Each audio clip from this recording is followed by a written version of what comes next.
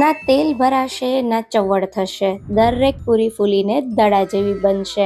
જો મારી ટ્રીક સાથે પૂરી બનાવશો તો તીખી પૂરીના તો માસ્ટર બની જશો. તો પૂરીનો લોટ બાંધવા માટે મોટા વાસણમાં 2 કપ જેટલો ઘઉંનો લોટ લેશું. એમાં અડધી ચમચી જેટલો હળદર પાવડર, 2 ટીસ્પૂન જેટલું લાલ મરચું પાવડર, 1 ટીસ્પૂન જેટલું ધાણા જીરું, 2 ટીસ્પૂન મીઠું, 1/4 ટીસ્પૂન હિંગ, 1/4 ટીસ્પૂન અજમો ઉમેરી 2 ટેબલસ્પૂન તેલનું મોણ ઉમેરીશું અને સારી રીતે મોણ અને મસાલાને લોટ સાથે મિક્સ કરીશું. હવે થોડું થોડું કરતા જઈ પાણી ઉમેરીશું અને પૂરી માટે કઠણ લોટ બાંધીશું. પછી લોટને ઢાંકી 10 મિનિટ રેસ્ટ આપીશું. 10 મિનિટ પછી હાથમાં થોડું તેલ લગાવી અને લોટને સારી રીતે મસળી લેશું. પછી લોટને 2 ભાગમાં કરી આ રીતે થોડો લાંબો રોલ કરી પૂરી માટેના લુવા કાઢી લેશું અને પછી લુવાને આ રીતે હથેળીમાં લઈ એકદમ સ્મૂધ એવા પૂરી માટે ગોયણા તૈયાર કરી લેશું. તો બધા જ પૂરીના લુવા તૈયાર થઈ ગયા છે. હવે લુવા સુકાઈ ના જાય એના માટે આપણે એને કોઈ પ્લાસ્ટિક બેગમાં આ રીતે ભરી દેશું અને હવે એક એક કરી લુવાને લેતા જશું અને પૂરીને વણતા જશું. તો પાટલી પર હલકું તેલ લગાવી પૂરીના લુવાને રાખી